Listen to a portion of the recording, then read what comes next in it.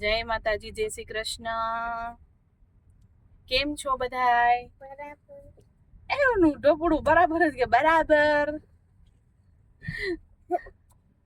તો આજે રામનવમી છે, તો રામનવમીની બધાને હાર્દિક શુભકામના.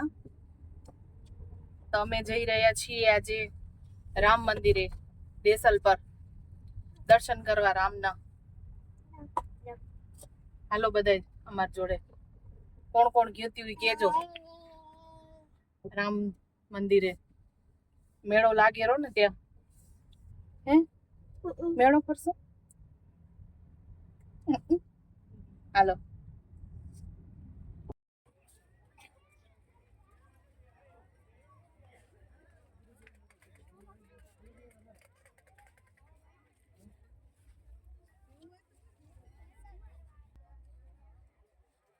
જય શ્રી રામ.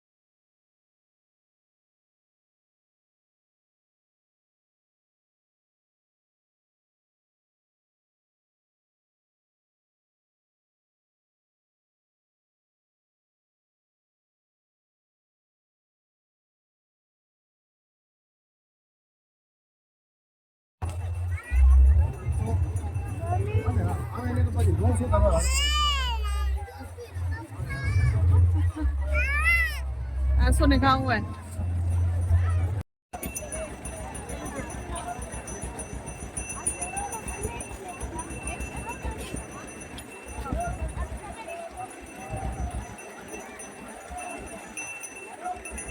મેળાની શોપિંગ કરી, આ પર્સ લીધું, ગાડીમાં મૂકવા હારું. ત્યાં બીજું મોટું હોય, બહુ મસ્ત હોય. આ રબડ લીધી બેબોનું વાળું. પછી ધનુ તારી બતાવ તો બંગડી ધની જો કેવી મસ્ત લાગે છોટા છોટા હાથમાં, હે ને?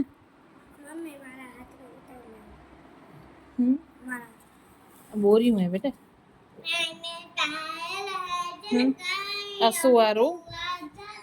અસુવારું ગધા. આસુ અમારાથી મોટી હે પણ ગધા મોટી હે પણ અમારાથી મોટી હે કો. બસ આટલું જ લીધું. એક આસુ લીધું. સાચી વાત હે, બટરફ્લાય ની બસ. એની મેળાની શોપિંગ, આજે રામનવમીના મેળાની શોપિંગ. નહીં બટરફ્લાય.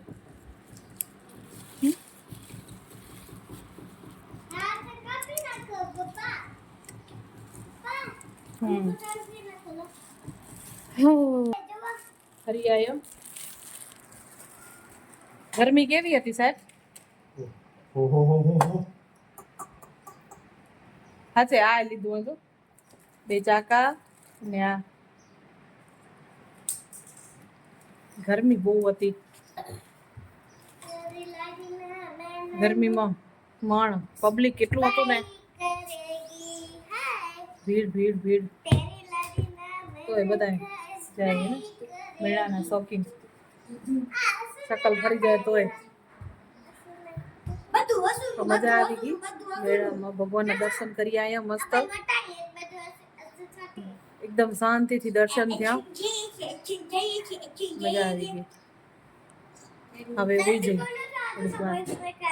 બપોરના 12:30 વાગ્યા ઘરે પહોંચે 12:30 વાગે.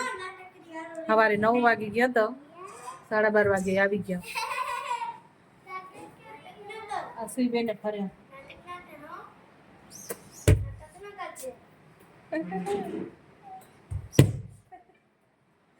નોટંકી કરશે બડી. હાલો હવે આરામ કરશે, પછી ઉઠીને મળી થોડીક વાર હુઈ જશું. હવે નખત્રાણામાં રેલી એ પછાડના 4:30 વાગે 4 વાગે.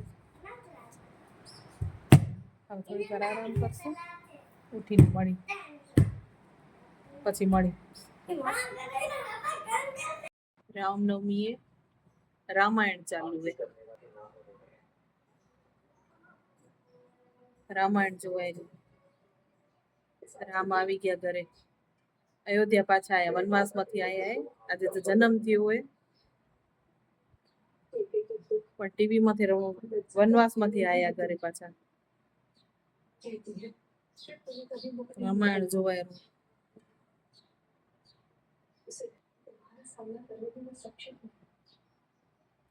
અશ્વી હુઈ ગઈ એ હમણાં. માન્યા વાંચતી હતી, હમણાં જ ગઈ રમવા. હમણાં ફ્રી થયા. હવે કરશું સાંજની તૈયારી. શું બનાવવાનું એ કઈ ખબર નથી. કેટલા વાગેરા? 5:30. હજી તો વાર હે. વિચારશું. અમારે સાહેબ જનારા બોર્ડિંગમાં જમવા. ત્યાં જશે ને અમે અહીંયા ખીચડી બનાવી નાખશું. બનાવશું કામ.